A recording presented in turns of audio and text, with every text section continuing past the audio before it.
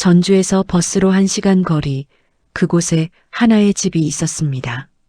단층 기와집이었고 마당에는 어머니가 심은 봉선화가 자랐습니다. 벽지에는 연분홍 꽃무늬가 가득했습니다. 햇살이 들면 그 꽃들도 함께 빛났습니다. 하나는 11살이었습니다. 아침마다 어머니가 끓여준 된장국 냄새에 눈을 떴습니다. 학교에 갈 때면 어머니는 문 앞까지 따라 나왔습니다. 조심히 다녀와. 목소리는 늘 부드러웠습니다. 그해 봄 어머니는 기침을 시작했습니다. 처음엔 가벼운 감기인 줄 알았습니다. 하지만 기침은 멈추지 않았습니다. 여름이 되자 어머니는 누워만 있었습니다. 보건소에서 온 의사는 고개를 저었습니다. 결핵이었습니다. 당시엔 약도 부족했고 병원도 멀었습니다. 가을이 오기 전 어머니는 눈을 감았습니다. 장례는 조용히 치러졌습니다. 마을 사람들이 다녀갔습니다. 하나는 검은 옷을 입고 마루에 앉아 있었습니다. 사람들은 하나의 머리를 쓰다듬었습니다. 불쌍한 것, 이제 어쩌려고. 위로의 말들이었지만 하나의 귀엔 들리지 않았죠. 마음속에 커다란 구멍이 생긴 것 같았습니다. 아버지는 말이 없었습니다. 원래도 과묵한 사람이었지만 어머니가 떠난 뒤엔 더 그랬지요. 밤이면 소주병을 들었습니다. 하나는 아버지의 뒷모습을 보며 밥을 먹었습니다.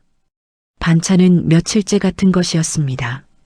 학교에서 돌아오면 집은 텅 비어 있었습니다. 어머니가 없는 집은 달랐습니다. 벽지의 꽃무늬도 빛을 잃은 것 같았습니다. 하나는 마루에 앉아 마당을 바라봤습니다. 봉선화는 여전히 피어 있었지만 이제 아무도 물을 주지 않았습니다. 밤이 되면 아버지가 돌아왔습니다. 늘 술에 취한 채로 하나를 불렀습니다. 하나야. 목소리에는 이상한 무게가 실려 있었습니다. 어느 날 저녁 아버지는 하나의 방문을 열었습니다. 평소엔 항상 노크를 했지만 그날은 그러지 않았습니다. 하나는 책을 덮고 아버지를 올려다봤습니다. 뭐하냐? 숙제요. 그래. 아버지는 방 안으로 들어왔습니다. 그리고 문을 닫았습니다. 하나의 가슴이 두근거렸습니다. 이유는 몰랐지만 무언가 다른 느낌이 들었습니다. 계절이 바뀌었습니다. 겨울이 왔습니다. 마당의 봉선화는 말랐습니다. 하나의 일상도 조금씩 변했습니다. 학교에서 돌아오는 발걸음이 느려졌고 집이 멀게 느껴졌습니다. 어느 날 담임 선생님이 하나를 불렀습니다. 요즘 얼굴이 안 좋구나. 어디 아프니? 하나는 고개를 저었습니다. 아니에요. 선생님은 잠시 하나를 바라봤습니다. 뭔가 더 묻고 싶은 표정이었습니다. 힘들면 언제든 말해. 하나는 고개를 끄덕였습니다. 하지만 말하지 않았습니다. 말할 수 없었죠. 무엇을 어떻게 말해야 할지 몰랐습니다. 밤마다 하나는 꽃무늬 벽지를 세웠습니다. 하나, 둘, 셋. 숫자는 점점 커졌습니다. 100을 넘고 200을 넘었습니다. 꽃무늬가 흐려질 때까지 세었습니다. 창밖에는 겨울바람이 불었습니다. 기와 지붕 위로 눈이 내렸습니다. 하나는 이불을 머리까지 덮었습니다. 그렇게 긴 밤이 시작되었습니다. 겨울이 깊어졌습니다. 하나의 집은 점점 더 조용해졌습니다. 아버지의 귀가 시간은 불규칙했습니다. 어떤 날은 저녁 6시, 어떤 날은 밤 10시였습니다. 학교에서 돌아오면 하나는 먼저 문을 확인했습니다. 아버지의 신발이 있으면 숨을 한번 크게 들이쉬었습니다. 없으면 조금 안도했습니다. 하나야, 밥 먹어라. 아버지는 가끔 밥상을 차렸습니다. 하나는 마주 앉아 밥을 먹었습니다. 그때마다 아버지는 하나를 계속 바라봤습니다. 아버지의 시선이 싫었습니다. 학교는 어땠어? 괜찮았어요. 친구들이랑 잘 지내? 네. 짧은 대화였습니다. 하지만 공기는 무거웠습니다. 하나는 숟가락을 놓고 싶었지만 참았습니다. 밤이 되면 아버지는 하나의 방으로 왔습니다. 처음엔 문 밖에서 말했습니다. 자니? 하나는 대답하지 않았습니다. 눈을 감았습니다. 아버지는 문을 열었습니다. 방 안으로 들어왔습니다. 이불 옆에 앉았습니다. 추우면 안 되지. 손이 하나의 이마에 닿았습니다. 하나는 몸을 움츠렸습니다. 숨소리가 들렸고 항상 술 냄새가 났습니다. 어느 날 밤 하나는 참지 못하고 말했습니다. 아빠, 나 그냥 자고 싶어요. 아버지는 웃었습니다. 이상한 웃음이었습니다. 알았어. 자거라. 하지만 일어나지 않았습니다. 거짓말이었죠. 다음 날 하나는 학교에서 집중하지 못했습니다. 선생님이 부른 이름도 듣지 못했습니다. 박하나. 하나는 깜짝 놀라 일어났습니다. 네. 선생님, 요즘 왜 이러니? 어디 불편한 데 있어? 아니에요. 하나는 고개를 숙였습니다. 옆자리 친구가 속삭였습니다. 너 요즘 이상해. 무슨 일 있어? 하나는 고개를 저었습니다. 아무것도 아니야. 점심시간 하나는 혼자 운동장 구석에 앉았습니다. 친구들은 공을 차고 있었습니다. 하나는 그들을 멀리서 봤습니다. 웃음소리가 들렸지만 하나에겐 닿지 않았습니다. 집으로 돌아가는 길이 두려웠습니다. 골목길을 지나 대문 앞에 섰습니다. 신발이 보였습니다. 아버지가 집에 있었습니다. 하나는 문을 열었습니다. 아버지는 마루에 앉아 있었습니다. 소주병이 놓여 있었습니다. 왔어? 네. 이리 와봐. 하나는 가방을 내려놓고 다가갔습니다. 아버지는 하나의 손을 잡았습니다. 너밖에 없다. 목소리가 떨렸습니다. 네. 엄마도 갔고 이제 너밖에 없어. 알지? 하나는 손을 빼려 했습니다. 아버지는 놓아주지 않았습니다. 아빠 아파요. 미안해. 미안해. 아버지는 하나를 끌어안았습니다. 하나는 숨이 막혔습니다. 몸을 비틀었지만 소용없었습니다. 아빠 그만해요. 하나는 소리쳤습니다. 아버지는 깜짝 놀라 손을 놓았습니다. 하나는 뒤로 물러났습니다. 두 사람은 서로를 바라봤습니다. 하나는 돌아서서 방으로 들어갔습니다. 문을 닫았습니다. 손이 떨렸습니다. 가슴이 빠르게 뛰었습니다. 밖에서 아버지의 목소리가 들렸습니다. 하나야, 아빠가 잘못했어. 나와. 하나는 대답하지 않았습니다. 이불을 뒤집어 썼습니다. 꽃무늬 벽지가 보였습니다. 하나, 둘, 셋. 다시 세기 시작했습니다. 다음 날 아침 담임 선생님이 하나를 보건실로 불렀습니다. 요즘 많이 힘들어 보이는구나. 하나는 대답하지 않았습니다. 집에서 무슨 일 있니? 하나는 입술을 깨물었습니다. 말하고 싶었습니다. 하지만 입이 열리지 않았죠. 만약 말하면 어떻게 될까? 아니에요. 괜찮아요. 선생님은 한숨을 쉬었습니다. 힘들면 꼭 말해야 해. 알았지? 네. 하나는 교실로 돌아왔습니다. 창밖으로 눈이 내렸습니다. 하얀 눈이 쌓였습니다. 세상은 조용했습니다. 그날 밤 하나는 방문을 잠갔습니다. 아버지가 문을 두드렸습니다. 하나야, 문 열어. 싫어요. 아빠가 미안해 열어줘. 하나는 이불 속에서 귀를 막았습니다. 문 두드리는 소리가 멈췄습니다. 발소리가 멀어졌습니다. 하나는 어둠 속에서 눈을 떴습니다. 생각했습니다. 이대로는 안 된다고. 하지만 무엇을 어떻게 해야 할지 몰랐습니다.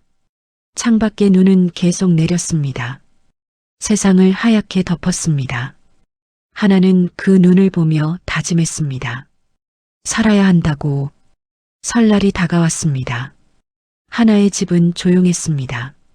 차례상도 없었습니다. 어머니가 없으니 명절도 의미가 없었습니다. 아버지는 더 자주 술을 마셨습니다. 명절 전날 밤 아버지는 취해서 돌아왔습니다. 하나는 이미 방문을 잠가두었습니다. 하나야, 문 열어. 자고 있어요. 거짓말하지 마. 아버지가 문을 흔들었습니다. 하나는 책상 뒤로 물러났습니다. 심장이 터질 듯 뛰었습니다. 제발 그만해요. 하나는 소리쳤습니다. 목소리가 떨렸습니다. 밖에서 한참 소리가 들리다가 조용해졌습니다. 하나는 그제야 주저앉았습니다. 다음 날 아침 아버지는 아무 일도 없었다는 듯 아침밥을 차렸습니다. 먹어라. 하나는 밥상 앞에 앉았습니다. 손이 떨려 숟가락을 제대로 들 수 없었습니다. 왜 안 먹어? 배 안 고파요. 먹어야지. 안 그러면 아프다. 아버지의 목소리는 평소와 같았습니다. 마치 아무 일도 없었던 것처럼. 하나는 그게 더 무서웠습니다. 주말엔 아버지를 도와 작업장에서 일을 했죠. 하나야, 심부름 좀 해라. 아버지는 하나를 데리고 작업장으로 갔습니다. 아버지는 목공소를 운영했습니다. 기계들이 놓여 있었습니다. 톱, 대패, 목재들이 쌓여 있었습니다. 여기서 좀 기다려. 아버지는 일을 시작했습니다. 하나는 구석에 앉아 있었습니다. 기계 소리가 시끄러웠습니다. 톱날이 빠르게 돌았습니다. 하나는 그 기계들을 보며 생각했습니다. 위험한 생각이었죠. 아버지는 늘 안전장치를 확인했습니다. 하지만 가끔 귀찮다며 대충 넘어갈 때도 있었습니다. 며칠 뒤 하나는 다시 작업장에 갔습니다. 이번엔 아버지 심부름으로 혼자였습니다. 하나는 작업장을 둘러봤습니다. 기계들, 전선들, 안전장치들, 모든 게 눈에 들어왔습니다. 하나는 천천히 관찰했습니다. 저녁마다 아버지는 술을 마셨습니다. 취하면 비틀거렸습니다. 항상 눈이 풀려 있었습니다. 그런 날엔 일을 대충 했습니다. 확인도 제대로 하지 않았습니다. 하나는 공책에 적기 시작했습니다. 작업장에서 사용하는 기계들, 안전장치의 위치, 꼼꼼하게 기록했습니다. 밤에 혼자 방에 앉아 공책을 펼쳤습니다. 적힌 내용들을 읽었습니다. 마음속에서 뭔가가 자라고 있었습니다. 두려움이 아닌 분노였습니다. 이대로 살 수 없어. 하나는 누구도 도와줄 수 없다고 생각했습니다. 선생님은 물었지만 더 이상 묻지 않았습니다. 이 작은 마을에서 아버지는 존경받는 사람이었습니다. 성실한 목공, 불쌍하게 아내를 잃은 남자. 어느 날 밤 하나는 결심했습니다. 아버지를 크게 다치게 하려는 건 아니었습니다. 다만 자신에게 하는 더러운 짓을 멈추게 하고 싶었습니다. 작업장 사고가 나면 병원에도 가야 하고 경찰이 올 수도 있습니다. 그러면 누군가 하나의 어려움을 알 수도 있을 것 같았습니다. 하나는 떨리는 손으로 공책을 덮었습니다. 가슴속에서 죄책감과 절박함이 싸웠죠. 며칠 뒤 아버지는 새벽까지 술을 마셨습니다. 다음 날 아침 눈이 충혈되어 있었습니다. 오늘 작업 많아. 빨리 끝내야 해. 아버지는 작업장으로 향했습니다. 하나는 뒤따라갔습니다. 아빠, 조심해요. 알았어. 걱정 마. 아버지는 대수롭지 않게 대답했습니다. 기계를 켰습니다. 확인도 하지 않았습니다. 하나는 멀리서 지켜봤습니다. 손에 땀이 났습니다. 마음이 무거웠습니다. 이건 내 잘못이 아니야. 하나는 속으로 되뇌었습니다. 오후가 되었습니다. 해가 기울었습니다. 작업장 안은 어둑했습니다. 아버지는 계속 일했습니다. 톱날이 돌아갔습니다. 그때였습니다. 큰 소리와 함께 기계가 멈췄습니다. 아버지의 비명이 들렸습니다. 하나는 숨을 멈췄습니다. 작업장 문이 열렸습니다. 아버지가 팔을 감싸쥐고 나왔습니다. 많은 피가 흘렀습니다. 하나야, 119 불러. 하나는 전화기를 들었습니다. 손이 떨렸습니다. 번호를 눌렀습니다. 구급차가 왔고 아버지는 실려갔습니다. 하나도 함께 탔습니다. 병원 복도에 앉아 있었습니다. 의사와 간호사가 바쁘게 움직였습니다. 경찰도 왔습니다. 작업장 사고를 조사한다고 했습니다. 하나는 그제야 눈물을 흘렸습니다. 죄책감인지 안도감인지 알 수 없는 눈물이었죠. 한 간호사가 하나에게 다가왔습니다. 괜찮니? 무서웠지? 하나는 고개를 끄덕였습니다. 혹시 집에 다른 어른은 없어? 하나는 고개를 저었습니다. 간호사는 하나의 어깨를 감싸 안았습니다. 따뜻했습니다. 오랜만에 느끼는 온기였습니다. 창밖으로 해가 졌습니다. 긴 밤이 시작되었습니다. 하지만 이번엔 달랐습니다. 희망이 보였습니다. 아버지는 입원했습니다. 팔을 심하게 다쳤습니다. 수술이 필요했습니다. 며칠은 병원에 있어야 한다고 했습니다. 하나는 병원 복도 의자에 앉아 있었습니다. 경찰이 다시 왔습니다. 작업장 안전 점검을 했다고 했습니다. 안전장치가 제대로 작동하지 않았다고 했습니다. 아버지가 평소 점검을 잘 안 하셨나 봐요. 하나는 고개를 끄덕였습니다. 경찰은 하나를 보며 물었습니다. 혹시 집에 다른 보호자는 안 계세요? 네. 친척은요? 전주에 고모가 계세요. 연락해봐야겠네요. 그날 저녁 고모가 왔습니다. 아버지의 여동생이었습니다. 오랜만에 보는 얼굴이었습니다. 고모는 하나를 보자마자 끌어안았습니다. 얼마나 무서웠니? 하나는 대답하지 않았습니다. 고모의 품에서 눈물이 났습니다. 참았던 것들이 쏟아졌습니다. 괜찮아, 괜찮아. 고모는 하나의 등을 토닥였습니다. 병실에 들어갔습니다. 아버지는 붕대를 감고 누워 있었습니다. 하나를 보자 미안한 표정을 지었습니다. 하나야. 하나는 침대 옆에 섰습니다. 아무 말도 하지 않았습니다. 아버지의 목소리는 작았습니다. 고모가 말했습니다. 오빠, 하나는 내가 데리고 우리 집으로 갈게. 뭐? 혼자 둘 수 없잖아. 오빠도 회복해야 하고. 아버지는 하나를 봤습니다. 하나는 고개를 돌렸습니다. 그래. 알겠다. 다음 날 하나는 고모와 함께 전주로 갔습니다. 고모의 집은 아파트였습니다. 깨끗하고 밝았습니다. 고모부와 사촌 오빠 태우가 있었습니다. 하나야, 여기가 내 방이야. 작은 방이었습니다. 창문으로 햇살이 들어왔습니다. 저녁 식사 시간 가족들이 모였습니다. 오랜만에 보는 풍경이었습니다. 따뜻한 밥, 반찬들, 웃음소리. 태우가 말했습니다. 하나야, 학교는 어떻게 할 거야? 글쎄, 우리 동네로 전학 와. 내가 도와줄게. 태우는 대학생이었습니다. 착한 오빠였습니다. 며칠이 지났습니다. 하나는 천천히 적응했습니다. 아침에 일어나면 고모가 아침을 차려놓았습니다. 학교 준비를 도와주었습니다. 오늘도 재밌게 지내고 와. 네. 열심히 하고 있다. 만나자. 하나는 고개를 끄덕였습니다. 새 학교는 컸습니다. 학생도 많았습니다. 처음엔 낯설었습니다. 하지만 담임 선생님이 친절했습니다. 박하나 어서 와. 내 자리는 여기야. 옆자리 친구가 웃으며 말했습니다. 안녕, 나는 수진이야. 안녕. 하나야. 같이 점심 먹을래? 응. 점심시간 수진은 하나를 식당으로 데려갔습니다. 다른 친구들도 함께였습니다.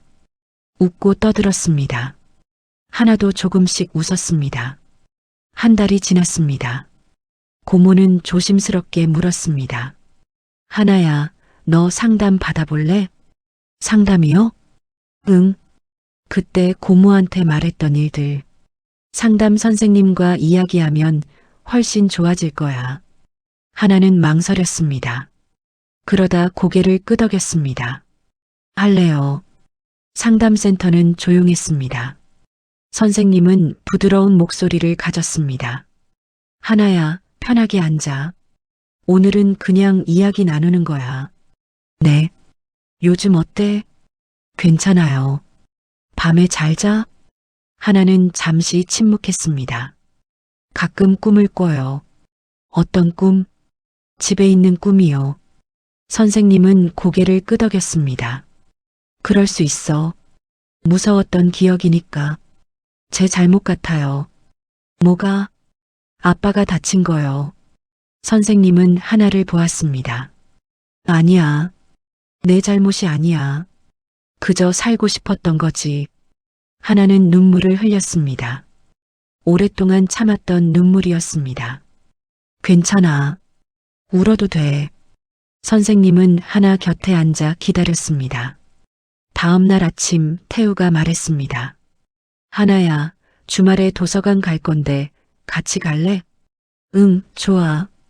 책 많이 읽어. 도움 될 거야. 그래. 책을 읽으면 마음이 자라거든. 하나는 웃었습니다. 오랜만에 진짜 웃음이었습니다. 주말 도서관에 갔습니다. 책들이 가득했습니다. 하나는 한 권을 골랐습니다. 조용히 읽었습니다. 마음이 차분해졌습니다. 창밖으로 봄이 오고 있었습니다. 나뭇가지에 연두색 잎이 돋았습니다. 겨울이 지나가고 있었습니다. 하나는 생각했습니다. 살아남았다고. 이제 살아가야 한다고. 10년이 흘렀습니다. 하나는 21살이 되었습니다. 대학교 3학년이었습니다. 사회복지학을 전공했습니다. 전주의 작은 원룸에서 살았습니다. 창문으로 햇살이 잘 들었습니다. 책상 위에는 노트북과 책들이 놓여 있었습니다. 하나는 매일 글을 썼습니다. 일기를 쓰고 에세이를 쓰고 때로는 짧은 이야기를 썼습니다. 글쓰기는 치유였습니다. 말로 할 수 없었던 것들을 글로 풀어냈습니다. 과거의 상처를, 두려움을, 그리고 회복의 과정을. 어느 날 담당 교수님이 말했습니다. 하나야, 이 글 정말 좋네. 공모전에 내보는 게 어때? 공모전이요? 괜찮을까요? 물론이지. 많은 사람들에게 내 글이 공감을 줄 거야. 하나는 망설이다가 고개를 끄덕였습니다. 글의 제목은 침묵을 깨고였습니다. 공모전 결과가 나왔습니다. 장려상을 받았습니다. 상금은 많지 않았지만 하나에게는 의미가 컸습니다. 시상식 날 하나는 단상에 올랐습니다. 청중들이 박수를 보냈습니다. 하나는 객석을 바라봤습니다. 고모와 태우가 앉아 있었습니다. 고모는 눈물을 닦았습니다. 그날 저녁 세 사람은 함께 저녁을 먹었습니다. 정말 자랑스러워. 잘했어. 고모가 말했습니다. 태우가 물었습니다. 앞으로 뭐 하고 싶어? 봉사활동 계속하고 싶어요. 상담도 더 배우고 싶고요. 잘 어울릴 것 같아. 하나는 대학교 2학년 때부터 청소년 상담센터에서 봉사를 했습니다. 일주일에 2번 센터에 가서 아이들과 시간을 보냈습니다. 어떤 아이들은 말이 없었습니다. 어떤 아이들은 화가 많았습니다. 하나는 그들을 이해했습니다. 한때 자신도 그랬으니까. 봄이 왔습니다. 하나는 오랜만에 고향 마을을 찾았습니다. 혼자였습니다. 집은 비어 있었습니다. 아버지는 사고 이후 다른 도시로 이사를 갔습니다. 재활 치료를 받고 새로 일자리를 구했다고 들었습니다. 하나와는 연락하지 않았습니다. 하나도 연락하지 않았습니다. 마당에는 잡초가 자랐습니다. 봉선화는 없었습니다. 하나는 대문 앞에 서서 집을 바라봤습니다. 두렵지 않았습니다. 슬프지도 않았습니다. 다만 멀게 느껴졌습니다. 과거의 일처럼 하나는 돌아섰습니다. 버스 정류장으로 걸었습니다. 여름이 되었습니다. 하나는 상담 심리 자격증 시험을 준비했습니다. 매일 공부했습니다. 힘들었지만 포기하지 않았습니다. 왜 상담사가 되고 싶어? 친구가 물었습니다. 누군가의 이야기를 들어주고 싶어서. 너는 참 착해. 아니야. 나도 도움 받았으니까. 이제 내 차례인 것 같아. 시험 결과가 나왔습니다. 합격이었습니다. 하나는 기뻤습니다. 고모에게 전화했습니다. 고모 합격했어요. 정말? 축하해. 저녁 먹으러 와. 우리 다 같이 축하하자. 그날 저녁 가족들이 모였습니다. 케이크와 음식이 차려졌습니다. 건배. 잔을 부딪혔습니다.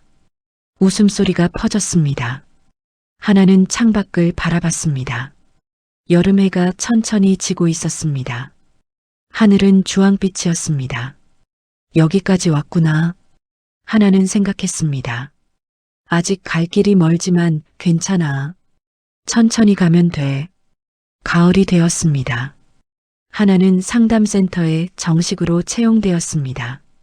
이제 봉사자가 아니라 상담사였습니다. 첫 출근 날 센터장이 말했습니다. 하나 씨를 오래 지켜봤어요. 당신은 좋은 상담사가 될 거예요. 최선을 다하겠습니다. 힘들 때도 있을 거예요. 그럴 땐 쉬어가도 괜찮아요. 고맙습니다. 하나는 자신의 책상에 앉았습니다. 작은 공간이었지만 따뜻했습니다. 책상 위에는 화분을 놓았습니다. 작은 꽃이 피어 있었습니다. 저녁에 집으로 돌아왔습니다. 노트북을 켰습니다. 새로운 글을 쓰기 시작했습니다. 창밖으로 달이 떠올랐습니다. 밤이었지만 두렵지 않았습니다. 하나는 미소 지었습니다. 내일도 해가 뜰 것입니다. 그리고 하나는 계속 걸어갈 것입니다.